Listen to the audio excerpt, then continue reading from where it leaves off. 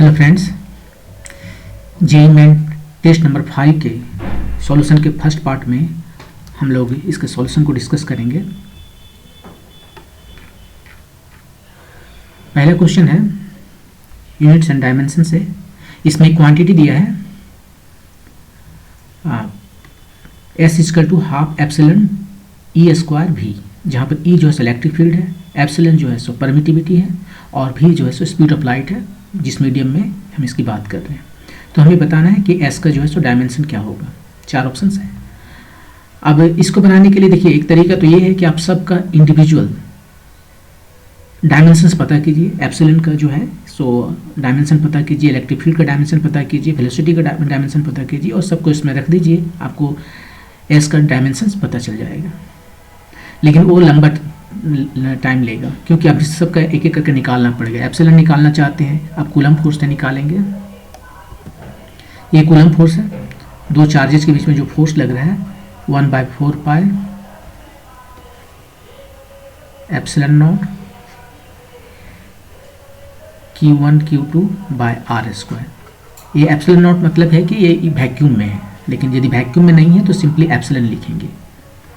तो यहाँ से एप्सिलॉन का जो है सो डायमेंशन निकाल सकते हैं। इलेक्ट्रिक फील्ड का भी निकालना है तो F इक्वल टू QE यहाँ से निकाल सकते हैं। और वेलोसिटी का तो पता ही है, LT-1 होता है।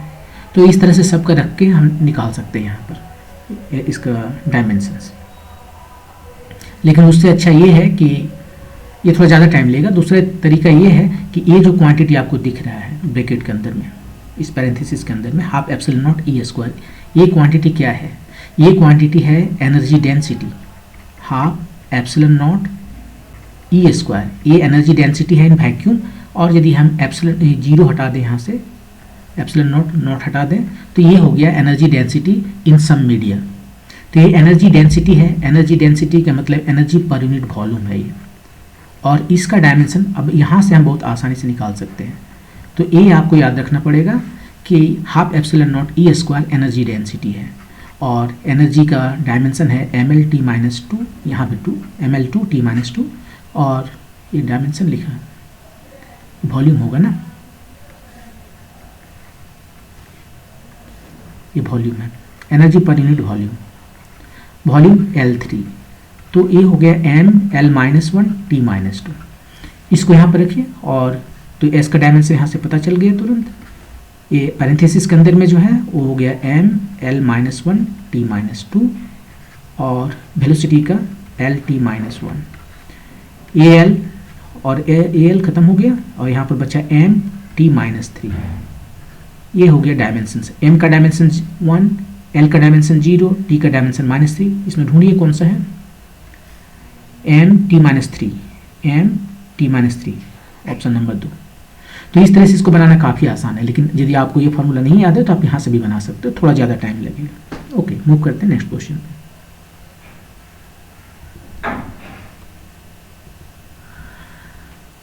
इस क्वेश्चन में कहा गया है कि एक पार्टिकल है जो स्पेस में चल रहा है, मैंने XYG प्लेन में चल रहा है। XYG प्लेन नहीं होता है, XYG स्पेस होता है। XY प्लेन होता है, YG प्लेन होता है, GX प्लेन होता है, लेकिन XYG मतलब स्पेस में चल रहा है, जो 3 डिमेंशनल स्पेस है उसमें चल रहा है। और तीनों ही डायरेक्शंस में ये जो कार्टेशियन कोऑर्डिनेट सिस्टम का XYG एक्सिस है उसमें उसका वेलोसिटी टाइम के साथ कैसे चेंज कर रहा है ये दिया हुआ है। अब आपसे पूछा गया है कि वेलोसिटी क्या होगा इस पार्टिकल का एट सम पर्टिकुलर टाइम। तो इसको बनाना काफ़ी आसान है, क्योंकि यहाँ पर पोजीशन जो है so along Cartesian coordinate axis XYG दिया हुआ है। तो उस डायरेक्शन में अलोंग दोज XYG डायरेक्शन आप उसका वेलोसिटी तुरंत निकाल सकते हैं। एक बार डिफ्रेंशिएट करेंगे तो वेलोसिटी निकल जाएगा अलोंग x। वेलोसिटी क्या होगा? एक बार डिफ्रेंशिएट करेंगे और डिफ्रेंशिएशन काफ़ी आसान है। यहाँ पर a omega cos omega t आ जाएगा। वैसे भी y निकाल सकते हैं dy/dt, और ये हो जाएगा a ओमेगा, कॉस है तो साइन ओमेगा टी आ जाएगा। ऑफ कोर्स यहाँ माइनस भी रहेगा और भी जेड जो है वो हो जाएगा dz/dt और ये हो जाएगा a omega cos omega T. तो ये वेलोसिटी हमें तीनों डायरेक्शन में निकल गया। वेलोसिटी का कंपोनेंट जो है XYG डायरेक्शन में हमें पता हो गया, तो वेलोसिटी पता हो जाएगा। वेलोसिटी क्या हो जाएगा, ये तीनों म्यूचुअली परपेंडिकुलर डायरेक्शंस हैं, तो सिंपली उसका स्क्वायर को ऐड कर देंगे। अब देखिए इसको हम स्क्वायर कर लें, क्या कॉमन है तीनों में, ये ओमेगा कॉमन है, वो बाहर चला जाएगा। यहाँ पर ये कॉस स्क्वायर ओमेगा टी, यहाँ पर साइन स्क्वायर ओमेगा टी, यहाँ कॉस स्क्वायर ओमेगा टी, तीनों को ऐड करना है ना, cos square omega T plus sine square omega T और लास्ट में कॉस स्क्वायर ओमेगा टी। ये दो तो मिलकर 1 हो गया और ये कॉस स्क्वायर ओमेगा टी ये तो रह गया। अब ये जो वेलोसिटी है वो टाइम का फंक्शन है, टाइम जैसे जैसे चेंज होगा ये वेलोसिटी चेंज होगा, फिक्स्ड नहीं है क्योंकि ये टाइम पर डिपेंड करता है। और क्वेश्चन में भी कहा है कि एक पर्टिकुलर टाइम में पूछा, π/4 ओमेगा पर पूछा है, तो उस 4 ओमेगा का जो वैल्यू है कॉस स्क्वायर ओमेगा टी जो है सो π/4 ओमेगा पूछा था, हमने उस वैल्यू को रख दिया यहाँ पर। ये ओमेगा ओमेगा फैक्टर आउट हो गया और आपके पास बच गया ये कॉस π/4 का स्क्वायर। तो कॉस π/4 मतलब कॉस 45 डिग्री, उसका वैल्यू होता है 1/√/2। आप इसको स्क्वायर कीजिए और ये आपका आंसर आ गया। ये कितना हो गया, हाफ हो गया और ये 1.5 1.5, यही आपका आंसर है। तो उस पर्टिकुलर इंस्टेंट में जो है t = π/4 ओमेगा पर, ये जो इसको साफ से लिख देते हैं, ये वेलोसिटी एट t = π/4 ओमेगा पर आपका जो वैल्यू है एक्सलेशन का वेलोसिटी का वो a ओमेगा टाइम्स √1.5 है। ये ऑप्शन नंबर 2। यहीं पर आपसे एक्सलेशन भी पूछा जा सकता था। यदि एक्सलेशन पूछता तो एक बार वेलोसिटी को हमें डिफ्रेंशिएट करना पड़ता, मतलब कि पोजीशन को हम 2 बार डिफ्रेंशिएट करते। ए ओमेगा कॉस ओमेगा टी है, यहाँ पर हो जाता है ए ओमेगा टाइम्स ओमेगा अगेन और माइनस साइन ओमेगा टी। यहाँ माइनस प्लस का कोई मीनिंग नहीं क्योंकि यहाँ लास्ट में स्क्वायर कर रहे हैं। और यदि इसी तरह से फाइनल जो टोटल एक्सलेशन है वो निकाला जा सकता था, वो भी सम पॉसिबली टाइम का फंक्शन होता और तब उसका वैल्यू भी किसी पर्टिकुलर टाइम में निकालने के लिए कहा जाता है आपको। एनीवे, ये सवाल इस तरह से बन गया। मूव करते हैं नेक्स्ट क्वेश्चन पे। Question number 3। इस क्वेश्चन में कहा गया है कि एक ये इंक्लाइन प्लेन है, ये 30 डिग्री एंगल बनाता है, थीटा = 30 डिग्री, और ये जो है सो स्लाइड नहीं कर रहा है। ये स्लाइड कब करता है, यहाँ पर म्यू का कुछ वैल्यू है, तो ये स्लाइड कब करना शुरू करता है। जैसे इस तरह से है एक इंक्लाइन प्लेन, एंगल यहाँ पर 30 डिग्री है, इस पर हमने ऑब्जेक्ट रखा, वो स्लाइड नहीं कर रहा है। इसका मतलब है कि ये एंगल का जो tan है, इस एंगल का जो tan है, tan 30 डिग्री, वो छोटा है म्यू से। tan 30 डिग्री छोटा है म्यू से।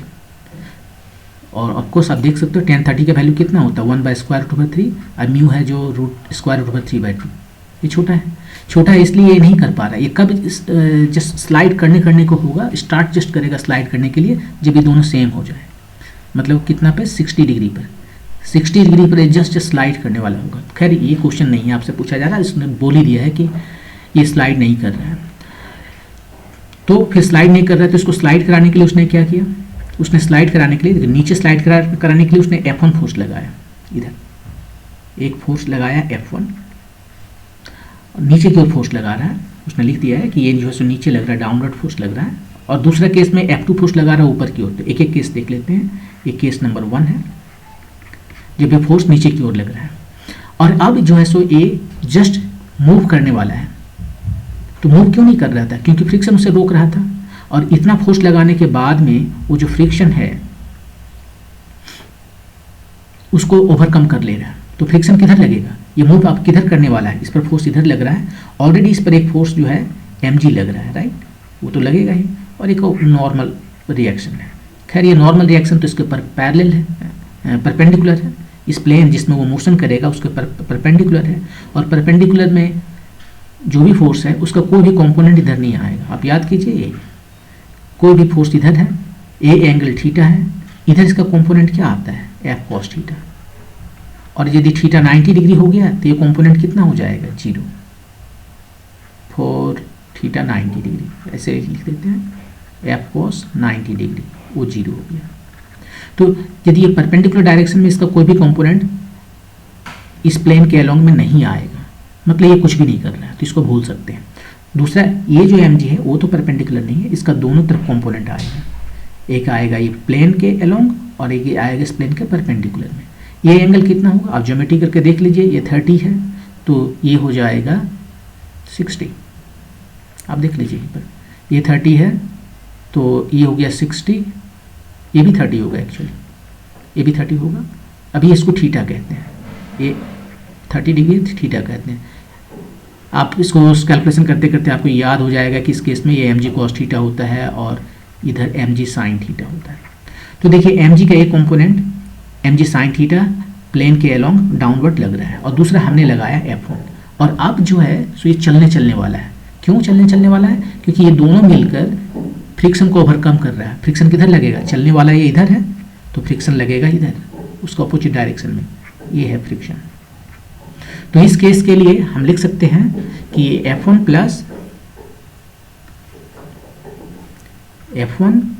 प्लस mg sin थीटा, ये दोनों मिलके हो गया म्यू फ्रिक्शन फोर्स। और फ्रिक्शन फोर्स कितना है? म्यू n, और n कितना है? n देखिए परपेंडिकुलर डायरेक्शन में इस कोई मोशन नहीं है तो नेट फोर्स 0 होगा परपेंडिकुलर डायरेक्शन में। एक फोर्स इधर लग रहा है और दूसरा फोर्स का ऑपोजिट डायरेक्शन में mg का कंपोनेंट है जो कि mg cos थीटा वो लग रहा है। ये दोनों आपस में सेम है होंगे मैग्नीट्यूड में और डायरेक्शन में ऑपोजिट है, इसलिए टोटल जो इसका सम है वेक्टर सम वो 0 होगा। तो यहाँ पर n इक्वल टू हो गया mg cos theta, mg cos theta. तो ये एक इक्वेशन हमारे पास यहाँ से आया कि F1 plus mg sin theta, ये हो गया mu mg cos theta. Finally निकालना क्या है? रेशियो निकालना है। तो क्यों ना यहाँ पर F1 निकाल ही लें अभी, mg कॉमन है दोनों में, ये mu cos theta minus sine theta, ये आ गया हमारा केस नंबर 1 से जब फोर्स नीचे लग रहा था। ठीक है, अब हम चलते हैं केस नंबर 2 पे, इधर चल लेते हैं। केस नंबर 2, केस नंबर 2 में क्या है? एक वैसे फिगर बना दिए, ये थीटा है। अब जो है सो फोर्स इधर लग रहा है, इस पर और भी फोर्स लग रहा है, ऑफकोर्स दो फोर्स है, एक नॉर्मल रिएक्शन है और एक mg है। mg का दो कंपोनेंट, ये एंगल थीटा होगा, तो ये हो गया कंपोनेंट तो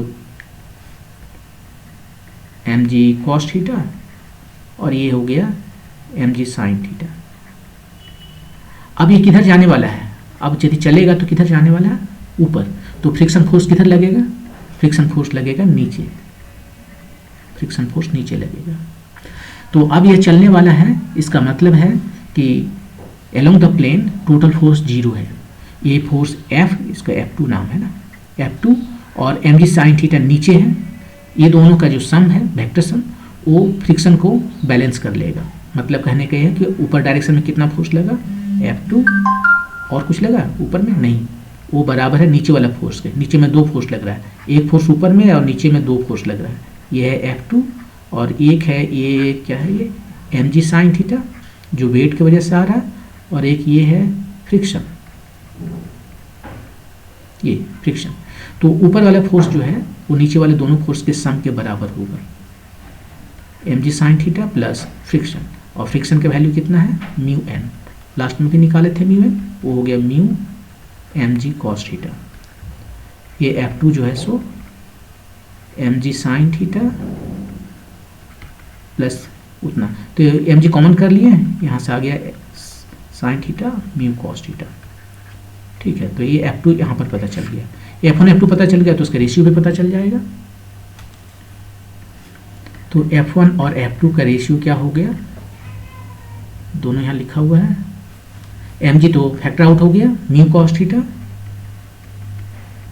minus sine theta by mu cos theta plus sine theta.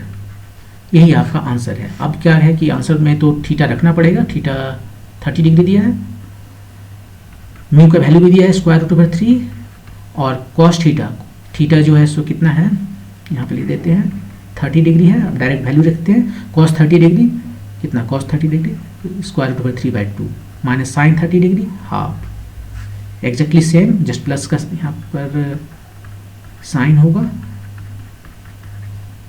ये कितना हो गया, ये 3 हो गया, माइनस आप इसको सिंप्लीफाई कर लीजिए, ये 3 माइनस 2 1 ऊपर में आया और नीचे में 5 आया। ये आपका आंसर हो गया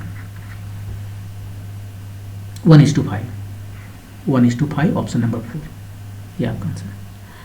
तो यहाँ पर क्वेश्चन ये था कि एक एंगल थीटा है और इस पर ब्लॉक रखा हुआ है, कुछ इसका म्यू का वैल्यू दिया हुआ है, वो अभी अपने आप मूव नहीं कर रहा है क्योंकि वो tan जो एंगल है उसका tan म्यू से कम है, ठीक है।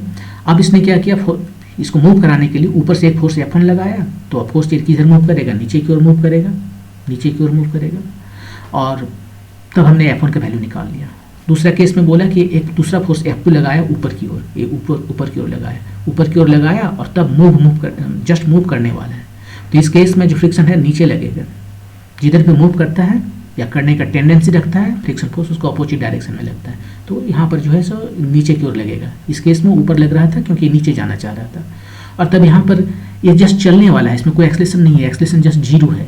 तो जो फोर्स है along this line, along this plane, वो हो जाएगा 0, मतलब अपवर्ड डायरेक्शन में जो फोर्स है वही डाउनवर्ड डायरेक्शन में फोर्स है, वही मैंने यहाँ पर किया है। ये एक डायरेक्शन में फोर्स है डाउनवर्ड डायरेक्शन में, और ये अपवर्ड डायरेक्शन में फोर्स है।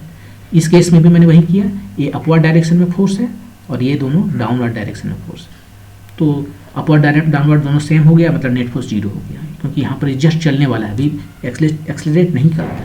और फिर F1 F2 का वैल्यू निकल गया तो उसका रेशियो आसानी से निकाल सकते हो। ओके, मूव करते हैं नेक्स्ट क्वेश्चन पे।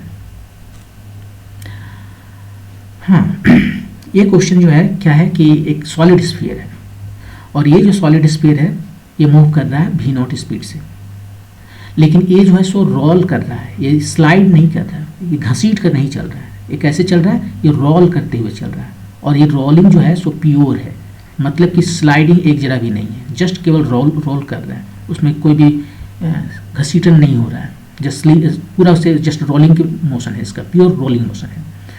और ऐसे करते करते यहाँ पर आया, ये कोई बिल्डिंग है, इसका बिल्डिंग खत्म हो गया तो यहाँ से गिर जाएगा। अब यहाँ से गिर जाएगा तो कैसे गिरेगा, एक प्रोजेक्टाइल मोशन के रूप में गिरेगा। यहाँ पर इसका स्पीड v0 का वैल्यू दिया हुआ है, ये कितना से चल रहा था, और उस स्पीड से गिरेगा तो ये जो बिल्डिंग है 40 मीटर हाई है, यहाँ पर आ गया। अब यहाँ पर आ गया तो इसका स्पीड उस जगह पर क्या होगा वो पूछा है। अब देखिए इसको करने में के लिए क्या करना पड़ेगा, इसके लिए यही करना होगा कि कंजर्वेशन ऑफ एनर्जी लगाना होगा, राइट। लेकिन यहाँ पर एक कैच है, आप इसको देखेंगे। कंजर्वेशन ऑफ एनर्जी लगाइए, फ्रॉम कंजर्वेशन ऑफ एनर्जी, इस पॉइंट का नाम B है, इसका C है। एनर्जी जो है सो B पर और एनर्जी जो है सो C पर सेम होगा, क्योंकि कोई फ्रिक्शन नहीं है, कोई एनर्जी लॉस नहीं हुआ है, तो जो एनर्जी यहाँ पर है वही एनर्जी यहाँ पर है। तो यहाँ पर कितना एनर्जी है, यहाँ पर दो तरह की एनर्जी है, एक पोटेंशियल है, एक काइनेटिक है। इसको हम रेफरेंस लाइन मान लेते हैं। पोटेंशियल एनर्जी के लिए हमेशा एक रेफरेंस लाइन चाहिए, ये रेफरेंस लाइन है। तो यहाँ से इसका हाइट h है यहाँ, और ये जो हाइट है इसका r मान लीजिए कुछ है r, उसको हम इग्नोर कर देंगे, या नहीं भी इग्नोर करेंगे चलेगा, क्योंकि ये r यहाँ पर ऊपर है तो ये r भी यहाँ पर है। हमारा जो इसका सेंटर है उसका हाइट कितना हुआ, अब भी वही h ही है। इतना मैंने नीचे छोड़ दिया था, यहाँ पर भी थोड़ा ऊपर ले लिया।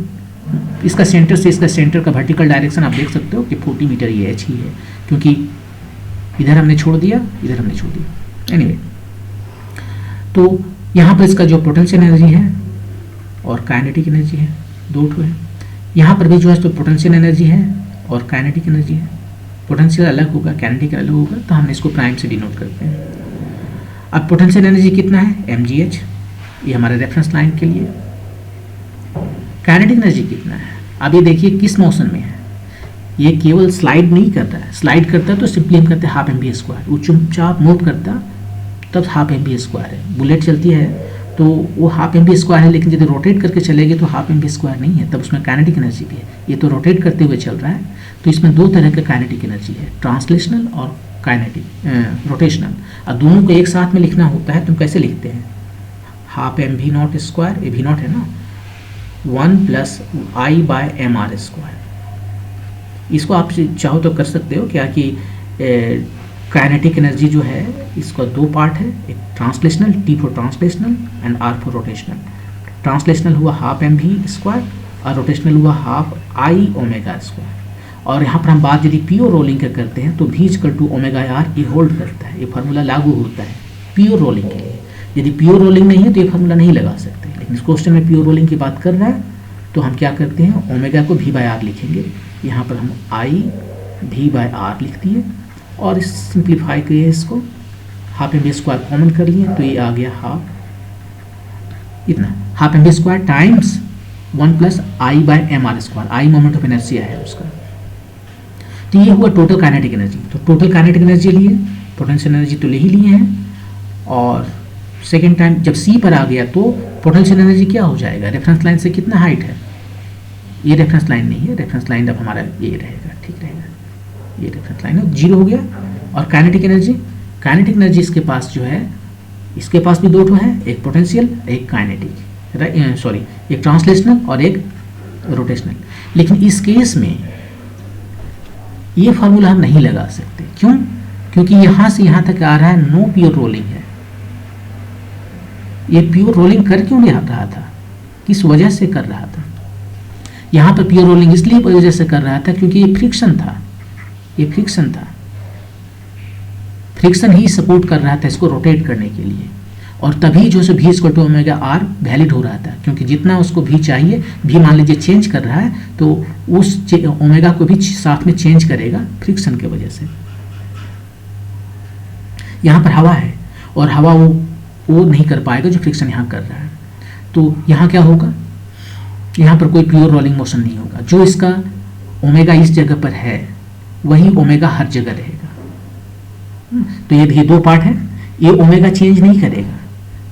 यदि प्योर रोलिंग में क्या है, ओमेगा और भी हमेशा रिलेटेड है, लेकिन इस केस में जब प्योर रोलिंग नहीं है तो ये जो रोटेशनल काइनेटिक एनर्जी है उसका ओमेगा ये फिक्स्ड हो गया, ये चेंज नहीं होगा। और ए वाला ये तो चेंज होगा, ये भी जो है, ये वेलोसिटी जो है इसका ट्रांसलेशनल वाला वो चेंज होगा, जैसे जैसे नीचे गिरेगा वो थोड़ा बढ़ेगा, तो ये चेंज होगा, लेकिन ये चेंज नहीं होगा। और ये चेंज नहीं होगा क्योंकि v equal to omega r valid नहीं है यहाँ पर। और क्यों नहीं वैलिड है, क्योंकि उसको जो v equal to omega r को इन्फोर्स करता है, यहाँ फ्रिक्शन इन्फोर्स करता है, फ्रिक्शन की वजह से वो रोटेट करता है। यहाँ पर रोटेट कराने वाला कोई है नहीं। अब एक बार जो रोटेट कर गया तो उसको रोकने वाला भी यहाँ कोई नहीं है, इसलिए जिस एंगुलर स्पीड से ये रोटेट कर रहा है उसी से रोटेट करता रहेगा। अब थोड़ा बहुत तो है एयर, लेकिन हम उसको इग्नोर करते हैं क्योंकि एयर के बारे में क्वेश्चन में तो कुछ लिखा नहीं है, तो हम इग्नोर करते हैं। तो यहाँ पर जब हम एनर्जी लिखेंगे तो ऐसे लिखेंगे, काइनेटिक एनर्जी अलग अलग, एक ट्रांसलेशनल और एक रोटेशनल अलग अलग लिख रहे हैं। एक काइनेटिक एनर्जी जो है सो half m v c square बोलते हैं, यहाँ वी नोट था यहाँ वी सी बोल देते हैं, और ये जो है सो हाफ एम ओमेगा स्क्वायर बोलते हैं, या ओमेगा जीरो स्क्वायर बोलते हैं, जो शुरू में था यहाँ पर, ये ओमेगा जीरो। अब ओमेगा जीरो कितना था वो लिखना पड़ेगा, हाफ एम क्यों लिख रहा हूँ मैं, यहाँ आई लिखना होगा ना, यहाँ पर आई लिखना होगा, आई। अब ओमेगा नोट कितना था, यहाँ से देख लीजिए, यही ओमेगा नोट यहाँ पर लिखे थे, यहाँ पर ओमेगा नोट जो है वो होगा वी नोट बाय आर, क्योंकि v equal to omega r ये वैलिड है यहाँ पर जो है सो v naught is equal to omega naught r ये वैलिड है। यहाँ से ओमेगा नॉट का वैल्यू हमें पता हो गया वी नॉट बाय आर, जो यहाँ लिख देते हैं वी नॉट बाय आर। और इधर जो है सो फिर लिखते हैं m g h plus half m v not square plus, ये अलग अलग कर देते हैं, इसको अलग कर लेते हैं, half m v not square times I by m r square. Colour change रहता तो ठीक रहता, ठीक है। इधर half m v c square plus half I we not square by, क्या लिख रहा हूँ मैं, ये ठीक है,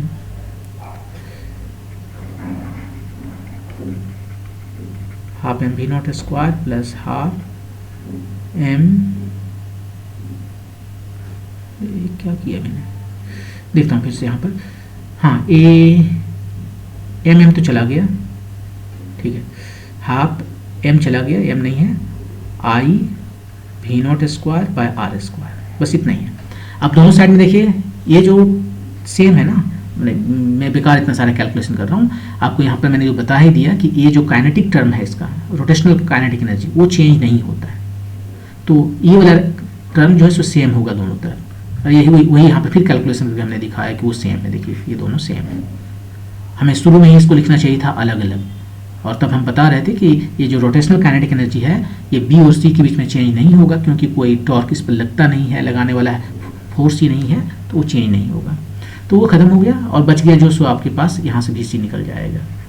VC जो है सो आ गया V0² प्लस 2GH, और V0² तो V0² है, और अब वैल्यू सबका रखिए और क्या। तो VC कितना आ गया,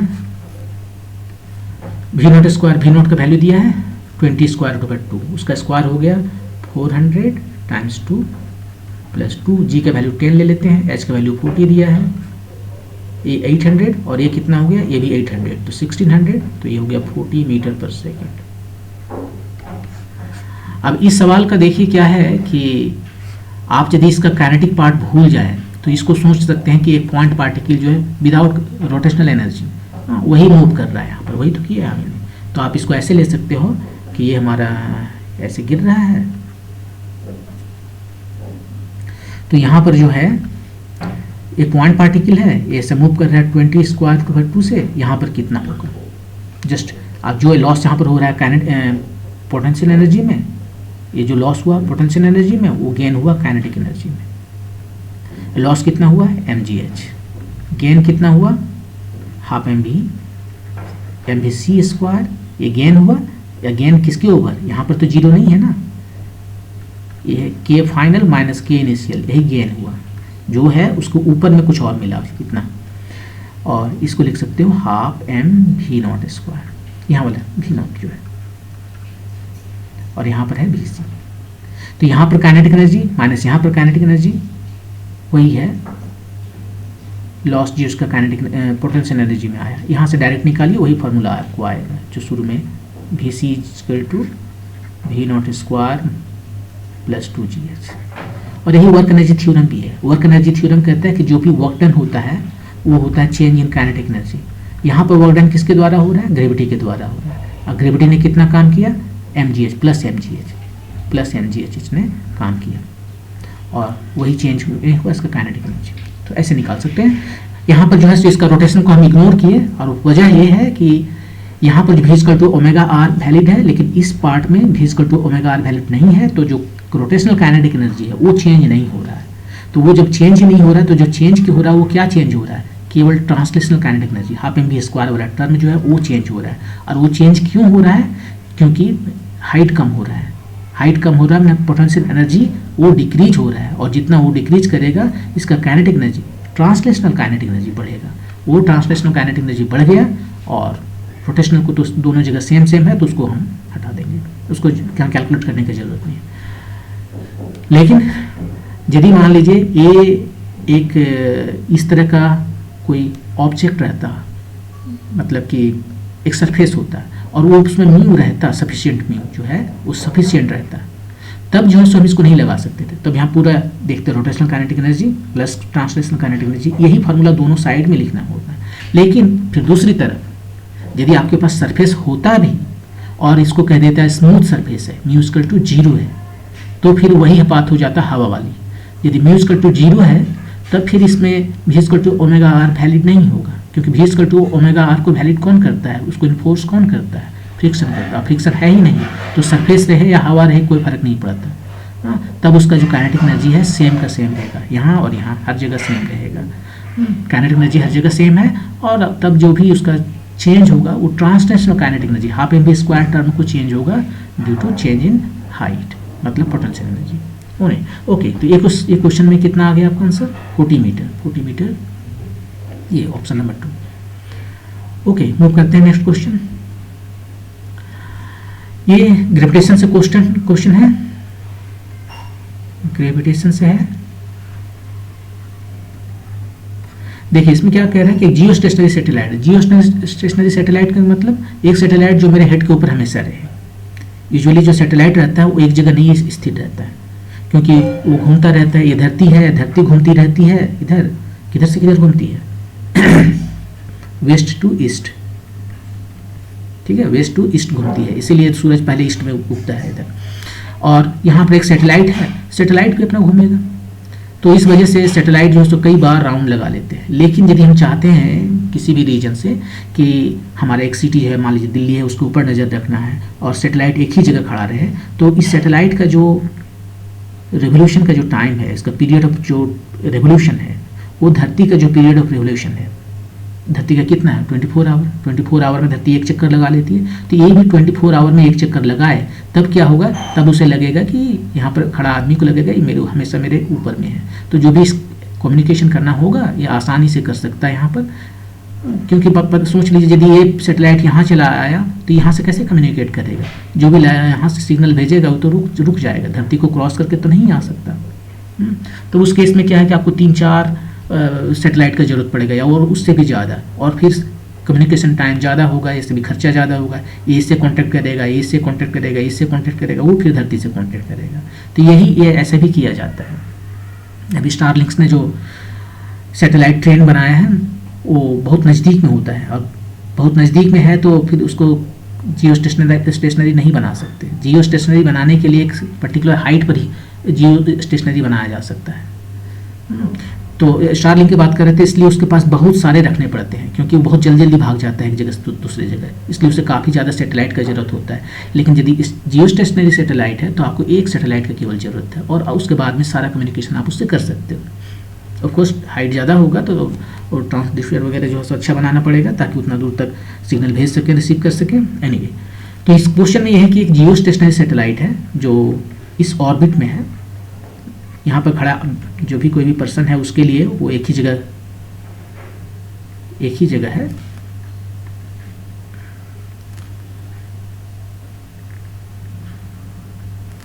वो फिगर उतना अच्छा नहीं है लेकिन ठीक है। तो वो हाइट कितना है, धरती से जो उसका हाइट होता है वो ऑलमोस्ट 5.5 आर होता है, ये कुछ 36,000 किलोमीटर के करीबन होता है, कुछ ऐसे इतना ऊंचाई पर जो है जियो स्टेशनरी सैटेलाइट रहता है। R is the radius of the earth, energy required to establish the satellite of mass m in geostationary orbit from the surface of the earth. M जो है सो मास है अर्थ का, और जी है ग्रेविटेशनल यूनिवर्सल कांस्टेंट है। Okay, यहाँ पर एक सैटेलाइट हमने लिया जिसका मास एम है, और उसको मुझे यहाँ पर एस्टेब्लिश करना है। एस्टेब्लिश करना है मतलब यहाँ ले जाके छोड़ नहीं देना है, छोड़ देंगे तो धरती पर उसको अपनी ओर खींच लेगा। इसको एस्टेब्लिश करना है मतलब इसको धरती जिस डायरेक्शन में रोटेट कर रही है उसी डायरेक्शन में इसको भी रोटेट करेंगे, उसी पीरियड ऑफ ऑसिलेशन से, या क्या कहते हैं उसको, वही पीरियड ऑफ रेवोल्यूशन से, जिस पीरियड ऑफ जो रेवोल्यूशन टाइम इसका है, दोनों का 24 आवर्स होना चाहिए। मतलब एक चक्कर जो है सो 24 आवर में लगाना चाहिए। ये धरती एक चक्कर एक बार घूम जाती है 24 आवर में, ये भी यहाँ से यहाँ तक जो है 24 आवर में घूम जाना चाहिए। तो यहाँ पर हमें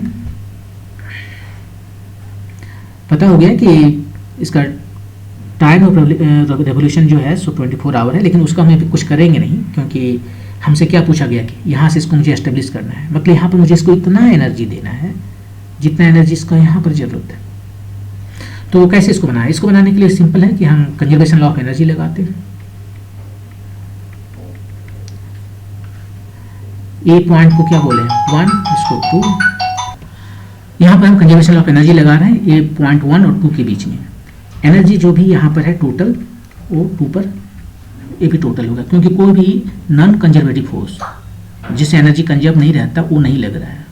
ऑफकोर्स यहाँ से वहाँ तक ले जाने में हमें फ्रिक्शन के अगेंस्ट काम करना पड़ेगा, लेकिन उसको इग्नोर कर रहे हैं, क्योंकि इस प्रॉब्लम में वो कहीं बताया गया है कि जब यहाँ से हम सैटेलाइट को ऊपर ले जाएंगे तो हवा के बादल के अगेंस्ट हमें काम करना पड़ेगा, और कितना एनर्जी लॉस हुआ वो नहीं बताया। हाँ, क्वेश्चन को बनाया जा सकता है, वो कह सकता है कि यहाँ से यहाँ तक जब हम सैटेलाइट को ले गए तो कितना एनर्जी मेरा बर्बाद हुआ हवा के अगेंस्ट, बादल के अगेंस्ट, ऐसे करके ले जाने में, उसको दे देगा तो यहाँ पर ऐड करना पड़ेगा। यहाँ पर जो एनर्जी उतना होगा कि 2 पॉइंट पर एनर्जी जो है 100 प्लस वो फ्रिक्शन के अगेंस्ट जो काम करना पड़ा सो, फिलहाल इस केस में ये 0 है, नहीं है। तो एनर्जी यहाँ पर कितना है, यहाँ 2 तरह का एनर्जी है, पोटेंशियल और काइनेटिक। पोटेंशियल को यू से डिनोट करें, काइनेटिक को के से। यहाँ पर भी 2 तरह की एनर्जी है, एक पोटेंशियल धरती के ग्रेविटेशनल फील्ड में है तो पोटेंशियल एनर्जी होना ही है, और काइनेटिक ये मूव कर रहा है तो काइनेटिक है, इसको प्राइम से डिनोट करते हैं। यहाँ पर जो इसका पोटेंशियल एनर्जी है वो कितना है, दो ठो पार्टिकल है कैपिटल एम स्मॉल एम कोई डिस्टेंस आर पर, तो इसका जो पोटेंशियल एनर्जी है वो कितना होता है माइनस जी यूनिवर्सल ग्रेविटेशनल कांस्टेंट, दोनों मास का प्रोडक्ट और दोनों के बीच का डिस्टेंस, वो यहाँ पर भी लिखेंगे minus g m m small m जो मास है सेटेलाइट का, आर कितना आर है ये आर, धरती के सेंटर टू सेंटर बात करते हैं, इसका सेंटर और सेटेलाइट का सेंटर कैपिटल आर ही होगा, सेटेलाइट का सेंटर मैंने कि इधर वो तो 2-4 मीटर होगा, कैपिटल आर ही रहेगा। ठीक है, काइनेटिक एनर्जी, काइनेटिक एनर्जी इसका क्या है, इसका तो कुछ नहीं है, तो लेकिन हमें इसे कुछ एनर्जी देना पड़ेगा यहाँ पर, क्योंकि यहाँ से यहाँ जा रहा है, कैसे जा रहा है, कुछ तो एनर्जी हमने दिया तो उसको हम के बोलते हैं। ठीक है, इतना एनर्जी हमने दिया और उस एनर्जी को लेकर ये पहुँच गया यहाँ पर। अब यहाँ पर जो है इसके पास दो एनर्जी है, एक पोटेंशियल है माइनस जी एम एम, धरती के सेंटर से यहाँ तक का डिस्टेंस आर प्लस एच, और दूसरा है ये मूव कर रहा है यहाँ पर, राइट, किस स्पीड से मूव कर रहा है, कोई मान लीजिए स्पीड है उसका एम भी स्क्वायर है मान लीजिए। अब ये भी हमें पता करना पड़ेगा, देखिए सब कुछ तो ठीक है, हमें निकालना क्या है कि निकल जाएगा, एक ही वेरिएबल होता लेकिन एक दूसरा वेरिएबल आ गया स्मॉल बी, ये वेलोसिटी है इस जियो स्टेशनरी सैटेलाइट का, अब वो कितना है उसके लिए हम सर्कुलर मोशन देखेंगे। तो दो चीज़ें हैं हमेशा चलता साथ साथ में, कंजर्वेशन ऑफ एनर्जी और सर्कुलर मोशन, जब इस तरह से कोई चीज़ें घूमती है तो सर्कुलर मोशन क्या कहता है कि ये जो फोर्स इस पर लग रहा है, कौन फोर्स, ग्रेविटेशनल फोर्स, वो सेंट्रीपिटल फोर्स प्रोवाइड कर रहा है, एक सर्कुलर ऑर्बिट में घूम रहा है, सर्कुलर ऑर्बिट में घूमने के लिए एक सेंट्रीपिटल फोर्स का जरूरत होता है, और वो सेंट्रीपिटल फोर्स जो है कितना होता है सेंट्रीपिटल फोर्स, और उस सेंट्रीपिटल फोर्स को कोई ना कोई प्रोवाइड करेगा, कौन देगा उस सेंट्रीपिटल फोर्स को, सेंट्रीपिटल फोर्स को प्रोवाइड कौन करेगा, यहाँ पर ग्रेविटेशनल फोर्स करेगा, वो कितना है g m m by distance का स्क्वायर, ये है फोर्स, एनर्जी नहीं, और सेंट्रीपिटल फोर्स कितना होता है एम भी स्क्वायर बाय डिस्टेंस, ये आर प्लस एच। तो यहाँ से एक कट गया, हमें एम भी स्क्वायर का वैल्यू पता चल गया, क्यों ना हम एम भी स्क्वायर बाई 2 ही निकाल लें, ये हो गया g m m by 2 r plus h. अब इस एम भी स्क्वायर बाई 2 की जो वैल्यू है उसको यहाँ पर सब्स्टिट्यूट कर देते हैं और उसके बाद के वैल्यू निकल जाएगा, तो ये हो गया minus g m m by r plus के, जो हमें निकालना है एनर्जी, जो हम सेटेलाइट को यहाँ पर धरती पर दे रहे हैं ताकि ये जियो स्टेशनरी सेटेलाइट में पहुँच जाए और रोटेट भी करे, वहाँ से धरती पर गिर ना जाए, g m m by r plus h, और इसका वैल्यू यहाँ से रखते हैं, ओके, वो कितना है g m m by 2 r plus h, सही है ना, हाँ सही है। तो के का वैल्यू कितना हुआ, इसको उस साइड ले गए, ये माइनस है तो प्लस हो गया, g m m by r minus g m m by r plus h, g m m by 2 r plus h. आपको कैलकुलेशन फास्ट करना पड़ेगा, हम तो यहाँ पर लिखने में दिक्कत होता है, धीरे धीरे लिखते हैं, आपको फास्ट करना पड़ेगा। यहाँ पे 2 है, 2 इधर 2 इधर हम दे दिए, अब आराम से इसको कर सकते हैं। ये कितना हो गया, माइनस प्लस तो माइनस हो गया, g m 2 r plus h, जो कॉमन है उसे कॉमन कर लेते हैं, 1 by r minus 1 by 2 r plus h,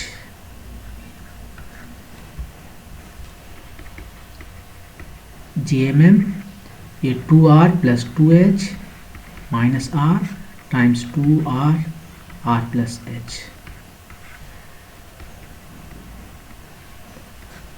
by 2 r times r plus h, और ये कितना हो गया are plus 2 H.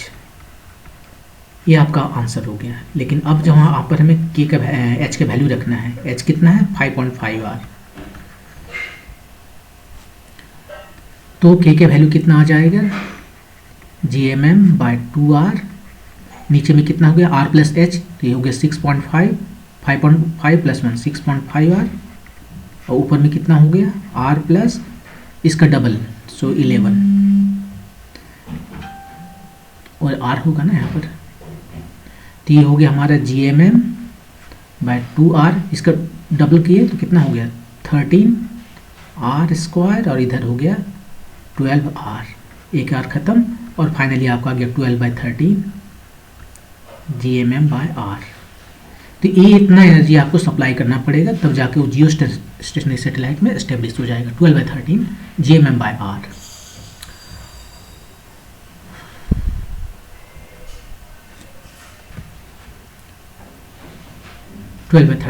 GMM by r, ये हो गया आपका आंसर।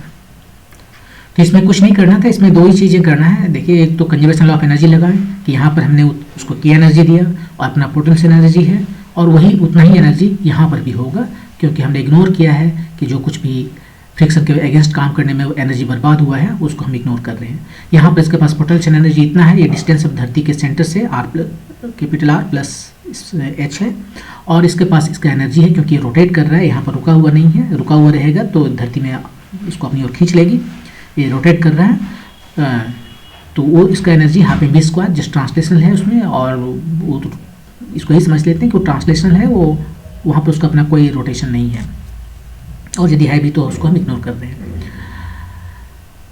और यहाँ पे v² जो है सो अभी यहाँ पर रोटेट कर रही है धरती के चारों ओर, तो सर्कुलर मोशन लगाएंगे, उसका स्पीड हमें वहाँ से पता चल जाएगा कि इसको रोटेट करने के लिए जो सेंट्रीपिटल फोर्स का जरूरत होता है वो धरती का अट्रैक्शन वो प्रोवाइड किया, और सेंट्रीपिटल फोर्स होता है mv² बाय r, और यहाँ से mv² बाय 2 पता चल गया, उसको सब्सटीट्यूट किया और हमारा फाइनल आंसर के आ गया। ओके, मूव करते हैं नेक्स्ट क्वेश्चन पे। इस क्वेश्चन में क्या है कि एक बॉब है जिसका मास स्मॉल m है, और एक यहाँ पर दूसरा बॉब है, कोई ब्लॉक है जिसका मास कैपिटल M है।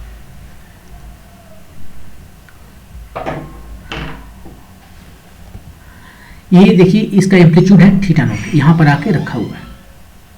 उसके बाद इसको जैसे ही छोड़ देते हैं, ये इधर से आएगा, इसमें जो है हिट करेगा, हिट करने के बाद में ये क्या है मूव करने लगेगा, और ये भी मूव कर रहा है उसी डायरेक्शन में, दोनों एक ही डायरेक्शन मूव कर रहा है। ये चला गया यहाँ और ये आ गया यहाँ, क्योंकि ये बहुत ऊंचा नहीं जा सकता, ऊंचाई जाएगा तो ज़्यादा एनर्जी चाहिए। कितना ऊंचा जाएगा, θ0 से ऊपर तो जा ही नहीं सकता, क्योंकि कुछ एनर्जी इसके पास जो एनर्जी है वो एनर्जी यहाँ पर इसने दे दिया। ये कोलिजन इलास्टिक है, कोलिजन इलास्टिक है, इसका मतलब एनर्जी लॉस नहीं हुआ है, ठीक है। एनर्जी लॉस नहीं हुआ तो मैक्सिमम कहाँ तक जा सकता था, यदि ये बिल्कुल नहीं ये नहीं रहता, ये कोलिजन नहीं होता तो कहाँ तक जाता, इधर θ0 है, इधर θ0 तक जाता। लेकिन अब कुछ एनर्जी इसको दे दिया है तो θ0 तक नहीं जा पाएगा, उससे कम ही जाएगा, तो ये θ1 जो है वो θ0 से कम है, वो तो ठीक है। अब पूछ रहा है कि कैपिटल M का वैल्यू क्या है, कि ये जब ये θ1 तक जाता है तो इन टर्म्स ऑफ θ0 θ1 में कैपिटल M का वैल्यू बताना है, और स्मॉल m के टर्म में। तो इसको कैसे बनाएं, तो इसको बनाने के लिए है कि पहले तो देखिए इसमें ऑप्शन में से कुछ सबसे पहले चेक कीजिए कि वो डायमेंशनली सब करेक्ट है या नहीं है। यदि डायमेंशनली कोई भी चीज़ इनकरेक्ट है तो उसको पहले से हम रूल आउट करेंगे। तो डायमेंशन यहाँ पर सबका डायमेंशन मास का है, मास का है, मास का है, डायमेंशनली सब करेक्ट है। उसके बाद में देखिए कि क्या हो रहा है, थोड़ा सा कॉमन सेंस लगाते हैं कि यदि एक कैपिटल M स्मॉल m से ज़्यादा है तो क्या होता है। यहाँ पर देखिए कोलिजन हो रहा है, एक बड़ा ब्लॉक है और एक छोटा ब्लॉक है। छोटा ब्लॉक जो है, जब छोटा मास वाला ब्लॉक मतलब जिसका मास छोटा है और ये है 4 है में से, तो क्या होगा, इस पर कोलिजन होगा तो ये चलेगा राइट में, ऑपोज चलेगा, लेकिन ये चलेगा लेफ्ट में। और इलास्टिक कोलिजन है तब तो हम इलास्टिक कोलिजन की बात कर रहे हैं, यदि इन इलास्टिक रहेगा तो दोनों साथ में चलेगा। तो इलास्टिक कोलिजन में क्या है कि ये राइट चलेगा, ये लेफ्ट चलेगा। यदि दोनों का मास सेम हो जाए तो ये जो है इधर चलेगा और ये जो सो रुक जाएगा। शुरू में दोनों का मास सेम है, राइट, ये रुका हुआ है और ये इधर चल रहा है। अब ये रुक जाएगा, वो उधर चलेगा। जस्ट उसने क्या बोलते हैं, एक्सचेंज कर लिया अपना वेलोसिटी। पहले ये रुका हुआ था, ये चल रहा था, अब जो चल रहा था वो रुक गया और जो रुका हुआ था वो चल रहा है। दोनों का मास सेम है। यदि जो कोलाइड कर रहा है उसका मास कम है तो रिटर्न हो जाएगा, और यदि उसका मास ज़्यादा है, इसका मास जो है सो ज़्यादा है 2m, ये इधर चल रहा है तो क्या होगा, तो दोनों चलेगा, ये चलेगा इधर और ये भी चलेगा इधर। तो देख लीजिए यदि दोनों सेम है, दोनों का मास, तो कोलिजन के बाद में वो एक्सचेंज कर लेता है अपना वेलोसिटी। जो चल रहा था वो रुक गया, जो रुका हुआ था वो चलने लगा। जो कोलाइड करने वाला जो है पार्टिकल है वो छोटा है, उसका मास कम है, तो वो वापस आ जाएगा, वो रिटर्न आएगा। ये ऐसा सोच सकते हैं, चींटी जो हाथी से टकराया तो क्या होगा, हाथी थोड़ा सा, बहुत थोड़ा सा आगे बढ़ेगा, लेकिन चींटी पीछे जाएगा, टकरा के पीछे आएगा। आप दीवार से टकराओगे, आप पीछे आओगे, दीवार हल्का सा आगे जाने की कोशिश करेगा, राइट। लेकिन उल्टा यदि है, हाथी आकर यदि चींटी को मारे तो चींटी पीछे हटने वाला नहीं है, चींटी भी चलेगा। और हाँ, ये चींटी नहीं, ये हाथी है, हाथी तो चलेगा ही, और चींटी तो उड़ेगा, चलेगा नहीं, वो उड़ेगा। इसका स्पीड बहुत ज़्यादा होगा। इसका स्पीड थोड़ा घटेगा, लेकिन इसका स्पीड बहुत ज़्यादा होगा। यहाँ भी कुछ ऐसा ही केस है, देख लीजिए। ये जो है सो वापस नहीं आया, इसका मतलब स्मॉल एम जो है वो बड़ा है कैपिटल एम से, क्योंकि स्मॉल एम जो है वो उसी तरफ चल रहा है, हाथी की तरह। तो हाथी बराबर से थोड़ा ज़्यादा होना चाहिए। हाथी नहीं भी हो तो सोच लीजिए, ये यदि कुत्ता है तो ये हिरन है, हिरन है, ये बड़ा है इसका मास। तो हिरन जो है सो कुत्ते को मारा, कुत्ता इधर गया, हिरन जो इधर चला आया। तो ये मुझे पता है कि ये जो मास है यहाँ पर जिसको मुझे निकालना है कैपिटल एम, वो स्मॉल एम से छोटा है। ऑप्शन में देख लीजिए कहीं पॉसिबल है तो छोटा है। ये देखिए छोटा है, क्योंकि ऊपर वाला कम हो गया, न्यूमरेटर कम है तो ये छोटा है, तो ये चल सकता है। ये वाला बिल्कुल नहीं चलेगा, न्यूमरेटर ज़्यादा हो गया। अब यहाँ पर दो ऑप्शन जो है, ये बोल रहा है m/2 से बड़ा है, और ये बोल रहा है m/2 से छोटा है।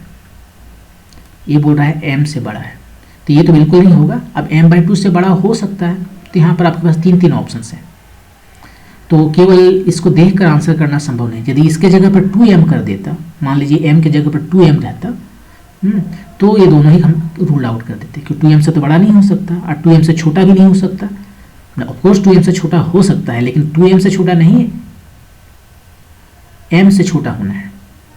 तो 2m से छोटा मतलब 1.5m भी हो सकता है, तो उस केस में उसको हम नहीं लेते। तो खैर यानी भाई अब मुझे इसको सॉल्व करना पड़ेगा, सॉल्व करके ही निकालना पड़ेगा, क्योंकि केवल एक ही रूल आउट कर पाया, अभी भी मेरे पास 3 है। तो इसको कैसे बनाएं?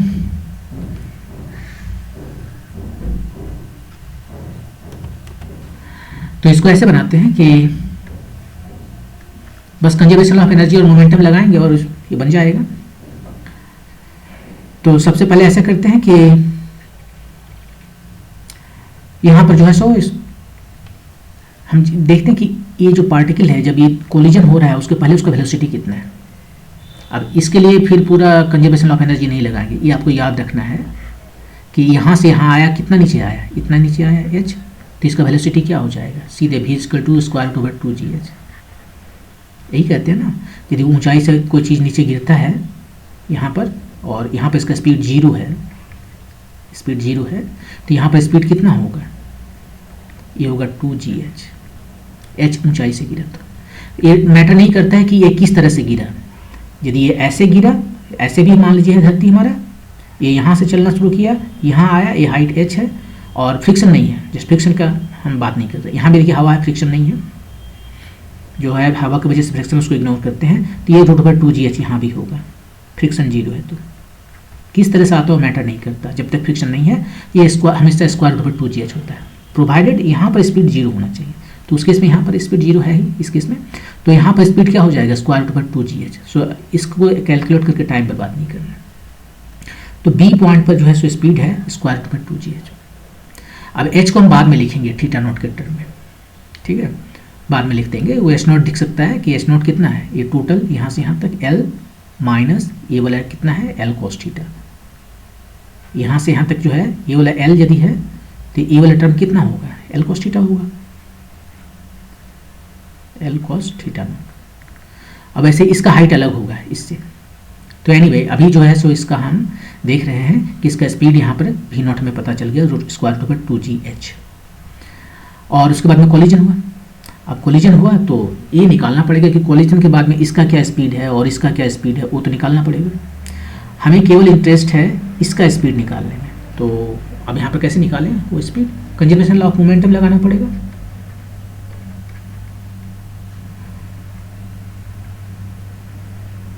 ये इसका जो स्पीड है और इसका मास कितना है, मास स्मॉल m, ये इनिशियल मोमेंटम है।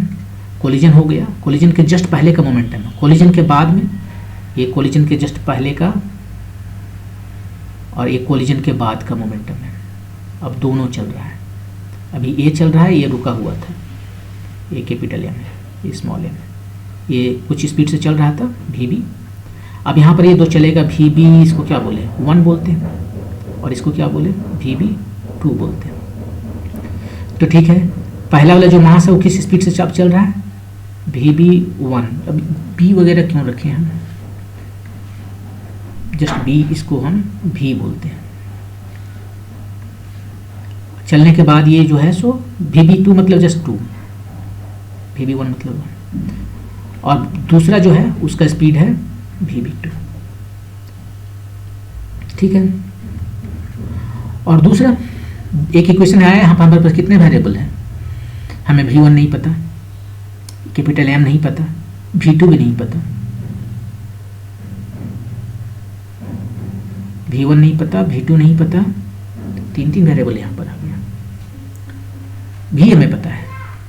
ठीक है, तो इसको हम निकालने के लिए क्या करते हैं, सबसे आसान तरीका है, एक तो ये इलास्टिक कोलिजन है ना, तो हम एनर्जी कंजर्व रहता है, तो एनर्जी वाला फार्मूला लगा सकते हैं कि शुरू में एनर्जी है हाफ mv² और बाद में एनर्जी है half mv1² plus half capital M v2², ऐसे। लेकिन इसमें स्क्वायर की वजह से ना कैलकुलेशन थोड़ा लेंदी हो जाता है, तो उससे अच्छा है कि हम ये फार्मूला लगाएं, ये coefficient of restitution is equal to minus क्या है, separation speed, separation speed of separation, separation velocity actually, और ये अप्रोच वेलोसिटी, वेलोसिटी क्योंकि ये माइनस प्लस हो सकता है। सेपरेशन स्पीड क्या है, वेलोसिटी क्या है, पहले किसको लेना है, जिसको भी लेना है 1 या 2 जो भी लेना है, लेकिन दोनों जगह लेना हो, कंसिस्टेंट रहना हो। ठीक है, V2 लेते हैं माइनस V1, यहाँ पर 2 का क्या था शुरू में कोलिजन के पहले, ये बाद वाला है, अप्रोच पहले, ये तो रुका हुआ था ना, कहाँ है, ये तो रुका हुआ था 2 वाला, और पहला वाला V0 से चल रहा था। तो ये E कितना है, ये कोलिजन कैसा इलास्टिक है, इलास्टिक कोलिजन के लिए E का वैल्यू कोफिशिएंट ऑफ रेस्टिट्यूशन का वैल्यू 1 होता है, तो यहाँ से आपको मिल गया minus minus plus V2 minus V1, equation number 2। तो दो इक्वेशन आ गए हमारे पास, V2 V1 में, यहाँ भी V2 V1 में आ गया है, तो हम उससे V2 V1 निकाल सकते हैं, लेकिन हम V2 नहीं निकालने वाले हैं, हमें V1 चाहिए, क्योंकि तब हम θ1 से उसको रिलेट कर सकते हैं। तो V1 निकालेंगे, क्योंकि V2 निकाल कर V1 निकालेंगे तो आप टाइम बर्बाद कीजिएगा, सो डायरेक्टली V1 निकालिए, कैलकुलेट V1।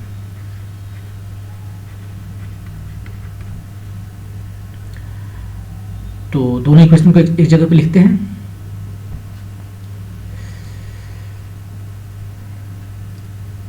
ये कितना है, mv2 plus small m v1 equal to small m v0, और इधर है v2 minus v1 equal to v0। हमें निकालना है v1, v2 को हटाना है। ठीक है, तो v2 को हटाना है तो हम इसको कैपिटल M से मल्टीप्लाई करते हैं, इसको 1 से मल्टीप्लाई करते हैं और सब्ट्रैक्ट कर देते हैं, ये खत्म हो गया। यहाँ पर कितना बच गया, m plus capital M v1, और इधर कितना आ गया, m minus capital M v0। तो हमें v1 पता चल गया, m minus capital M by m plus capital M v0, इसी को हमें चाहिए था। अब v1 को रिलेट करना है एंगल से, देखिए v0 और v1 ये दोनों ही एंगल से रिलेटेड है। ये v0 जो स्पीड है यहाँ पर वो इस एंगल θ0 से रिलेटेड है, और इसका स्पीड जस्ट आफ्टर कोलिजन, इसका स्पीड जो है, इसका नहीं, इसी का स्पीड जस्ट आफ्टर कोलिजन, ये स्मॉल m जो है ब्लॉक, जो बॉब है पेंडुलम का, उसका स्पीड जस्ट आफ्टर कोलिजन वो रिलेटेड है θ1 से। कैसे, इस फार्मूला से, यहाँ से आया है यहाँ पर, तो ये कितना हो जाएगा, square root over 2gh, h क्या है, यहाँ से यहाँ तक का हाइट, परपेंडिकुलर डिस्टेंस।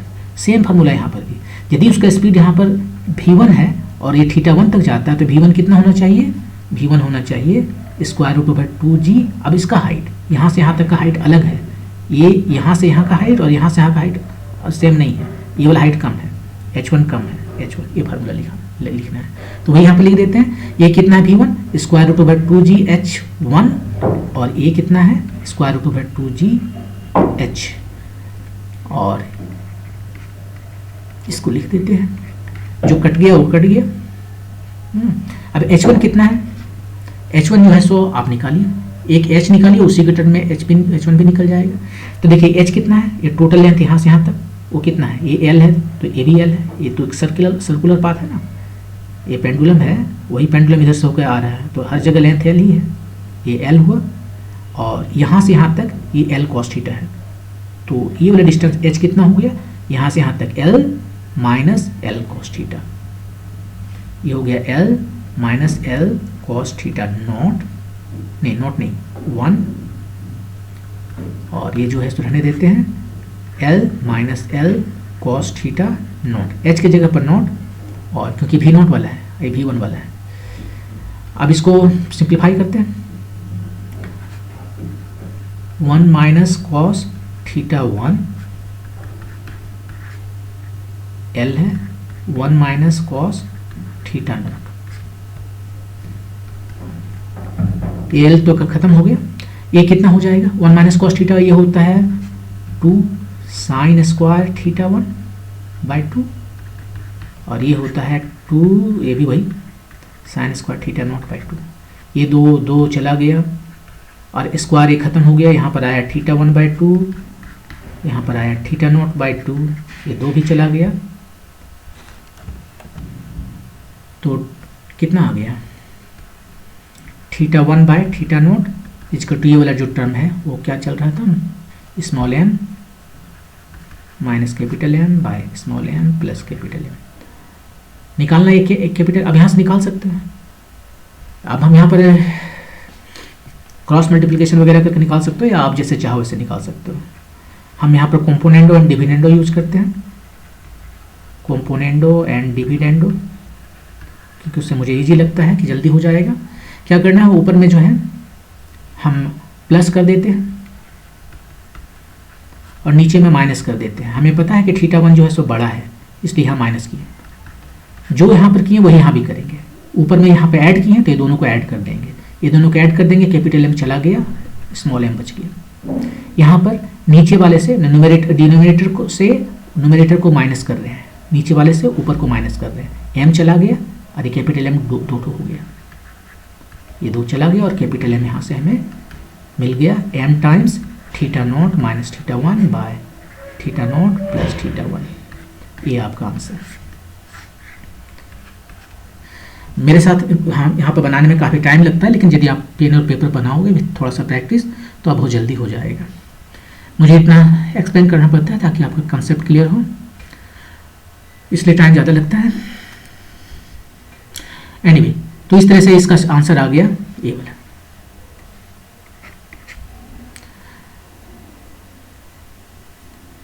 लेकिन यदि इस क्वेश्चन में m/2 की जगह पर 2m लिख देता तो इसको बनाने का भी जरूरत नहीं होता, आप यहीं से देख के बता सकते थे, जस्ट यही कॉमन सेंस यूज करके, जो मैंने हाथी और चींटी का उदाहरण दिया उससे। तो इस तरह से इसका आंसर ये हो गया। नेक्स्ट वीडियो में जो है हम नेक्स्ट 6 क्वेश्चन को सॉल्व करेंगे। Thank you.